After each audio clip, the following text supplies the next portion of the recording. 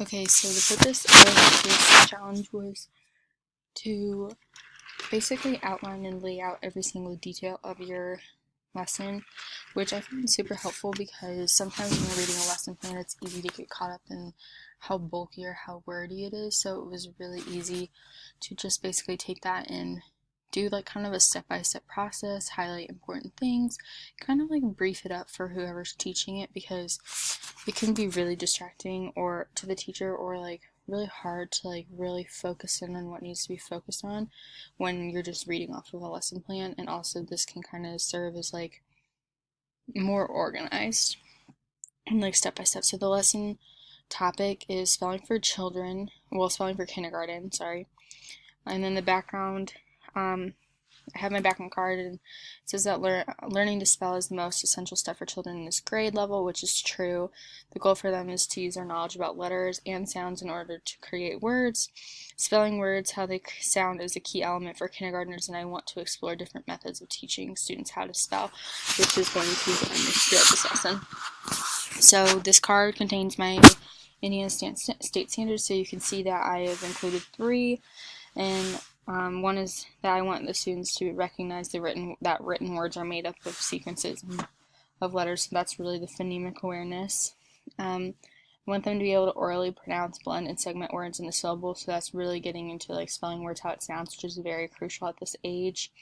And then lastly, spelling simple words phonetically, drawing on phonemic awareness. So the target audience is going to be kindergarten students, and these primary characteristics that I need to consider when making this module, like this interactive module, is the age of the students, their ability and skill level with technology, their ability to follow directions, their excitement to learn, and their ability to recognize letters and sounds, which will help me determine words that they know, don't know, and should know by the end of the lesson.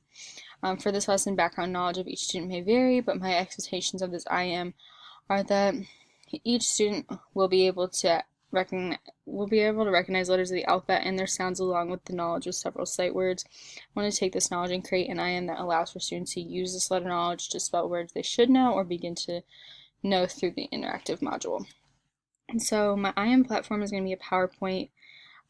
It's really easy to like insert and interactive and engaging things, so like you could have a link to different websites you want them to use, you can insert like audio clips, you can really insert anything into a PowerPoint, and I feel like that's easiest for kindergarten students especially to follow along, because each slide will kind of contain something different, and they know how they work because they're used to working with them. So the first lesson objective is that at the end of the lesson, the students will be able to identify letters and their sounds with 90% accuracy. So you can see that this is a very measurable goal. My first main point is that students will learn and review the letters of the alphabet along with the corresponding sounds that each letter makes. So instructional planning for this, so the students will be learning and repeating the alphabet along with their corresponding sounds. Students will also be challenged to think about words that start or contain these letters and sounds. So this is like the overall like basics of it. So first, the teacher's going to share a PowerPoint through Google Drive. So a lot of classrooms have their own Google Drive folder, and it's very easy for students to navigate, and that way the teacher can kind of track the process and progress of each student, and without really the student being caught up in like the teacher watching them. So it's just kind of an easy way for them to check and like receive work from the students, as well as like students to navigate, because they just know that they have to go to Google Drive to like locate anything. And so first they're going to be navigating a slideshow titled Letters and Sounds, and when they go to the folder, like the class folder, the PowerPoint will be in there. So then the students are going to be instructed to go through the PowerPoint by themselves, where each slide will contain the letter and then a voiceover, a voiceover or a button containing the sound of each letter. So the teacher will pre-make the PowerPoint, and it's going to have a button like next to a letter that's going to have the teacher saying the letter and the sound, so students can kind of hear it and then repeat it. And so the teacher will instruct the students to press the button on each slide, where the teacher is going to be saying the letter and its corresponding sounds. The teacher will then prompt the students to say the letter, listen to the sound, to repeat the sound, and then brainstorm words that might start with that letter sound for each slide. So this is just a really good way for them to practice. So after the students have gone through the entire slideshow, the students will be instructed to insert an audio clip on the PowerPoint slides where they'll recite the letters of the alphabet along with its corresponding sounds. In this inserted audio clip, students will also give an example for each letter. So students, so the instructions for this, the teacher will just tell them to go to insert, and then there's an option in that toolbar that says audio. They just have to drop that down and it's going to say record. And so, but the students, for the most part, the kindergartners I worked with, they know how to do it already, and this will be a really good way for them to practice and for them to really put that practice into work. The teacher is going to show the students how to insert and file. They'll go to insert, navigate audio, and then insert toolbar, and then they'll select the option to record, as I just said. After they repeat the recordings, the students are going to place that audio clip on the first slide of the PowerPoint. So the teacher will kind of just listen to it, and it should go in chronological order of the PowerPoint. The students are then going to be asked to save the PowerPoint as their last name and then underscore alphabet. And the teacher will have them share it, which all they have to do is go to share and then enter the teacher's email, which all the students know how to do. And then the students are going to be instructed to go on the class Google Drive again and save their PowerPoint in the class alphabet folder. So in this lesson, PowerPoint is going to be integrated, where slides will contain letters with their sounds and examples of that letter and sound being used in the words. On the PowerPoint, there's going to be images of the letters and then a sound bite, or like an audio clip on each slide where students can press the button to hear and pronounce the letter along with its sounds. The slideshow will also contain examples of the letters and sounds being used in various words. The students will be inserting an audio clip into this PowerPoint, which will contain their pronunciation of the letters as well as their sounds and examples of words that start with each letter. The students are going to be assessed on their completion of the task along with their pronunciation of each letter, its corresponding sounds, and the example word they get for each letter. The teacher will listen to those audio clips created by the students, where he or she will listen to the students' recitation of the alphabet, their corresponding sounds for each letter, as well as the examples. So the first subpoint of this main point is that what are the letters of the alphabet, and the instructional planning, the technology integration, and the assessment tools are going to be the same as I just said for the first main point. Subpoint number 2, what are the sounds for each letter of the alphabet, and again, the instructional technology integration and assessment is going to be the same as the first main point I talked about previously. The third subpoint are what are the long and short sounds of each vowel in the alphabet, and the instructional technological integration and the assessment methods are the same as main point 1. So the students are going to be so basically in these subpoints, they're just things that are going to be that are highlighted throughout this lesson, throughout this main point of the lesson. And so they're still going to be on PowerPoint, and they're going to be assessed the same way because it all ties in together. The second learning objective is that at the end of this lesson, the students will be able to use their knowledge about letter sounds to spell sight words with 80% accuracy.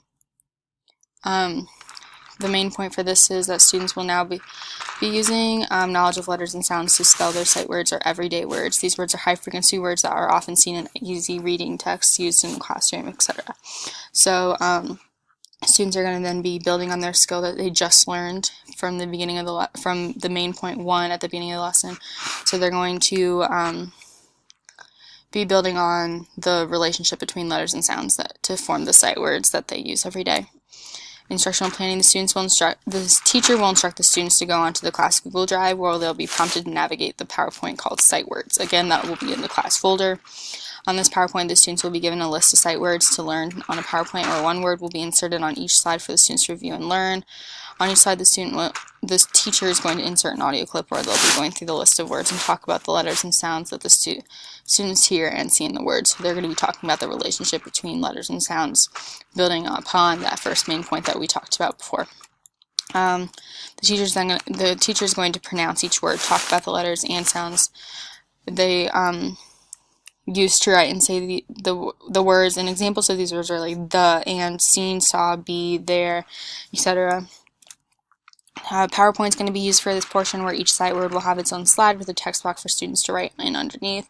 In that text box underneath, students are going to type their answers to questions such as like the letters in the word, the sounds they hear in the word, the different places they may hear or see the sounds. So like this really is where students can be are going to put their knowledge to use and be interacting with this PowerPoint. And those questions will already be pre-written onto the slide, so they just have to fill it in. Students are going to turn the PowerPoint into their own tool where they can be creative and organize their slides with appropriate information however they deem beneficial. So students learn differently, so some students might be using words when other students are using picture representations. So it's really, as long as they're answering the questions with something that makes sense to them. When they finish the PowerPoints, the students are going to share the completed PowerPoint with the teacher, and the students are going to be assessed by the teacher based off completing the tasks, answering the questions, and the way they organize their information. The teacher is going to assess the PowerPoint created by each student to gain an understanding of what letters, sounds, and sight words students know, and which ones they might require more learning. So my first subpoint for this is what letters do you notice in these sight words? So instructional planning, when given the list of words on the PowerPoint, students will be asked to identify the letters they see in each word. Students are going to be asked where each sight word on each sight word where it has their own slide with a text box. Students are going to write the answers to the questions I talked about earlier, so like letters in the word, sounds they hear, places they hear these words. The teacher is going to ensure the students that PowerPoint is to be used as their own tool where they can be creative and organize their slides with appropriate information however they deem most beneficial to them. Each student learns differently, so some of us use descriptions while others might use pictures. The technology is the same as the main point 1, and that's PowerPoint. The assessment tool is the same. Subpoint 2, what letter sounds do you hear in these sight words? The instructional technology and assessment are the same.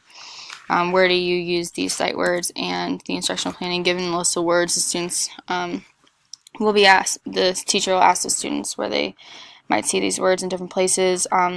So the students are going to be given access to another PowerPoint where each sight word has its own slide. They're going to answer those questions, and basically the same as the last subpoints. And the technology and the assessment's the same. For the third learning objective, in this lesson, students will be able to use letter sounds to spell the words. Spell words how they sound with 70% accuracy.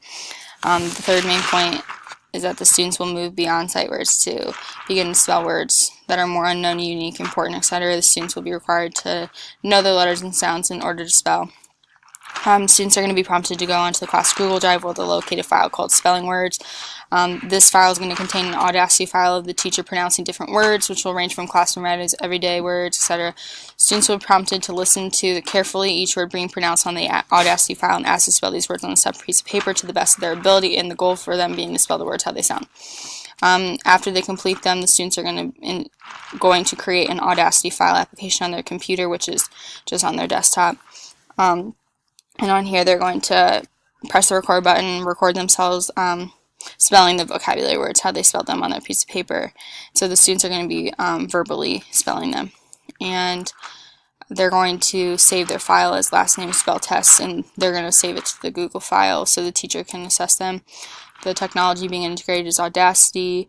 The teacher's going to be listening for how they spell them, maybe, and then they're going to be able to determine which phase of spelling the student's in, which is pre-communicative, semi-phonetic, phonetic, transitional, or correct. Why is it important to listen to the pronunciation of words in order to figure out how to spell them? That's the same as that. The Audacity is used, same as the previous point. What's the purpose of spelling words, how they sound? So students are completing a verbal spelling test. They're going to be asked to further those and walk around the room and write down how to spell items in the classroom. They're going to be asked to create a PowerPoint where they're going to have a picture of the item and how they spell them, and so students are going to be tested on how well they spell those words. And PowerPoints can be used for that. The teacher's going to collect it and then kind of see what words they used and how they spelled them to also determine the phase of spelling. How can spelling words how they sound help us learn how to spell words correctly? That's the same as the last subpoint. The PowerPoint's the same. That's the same.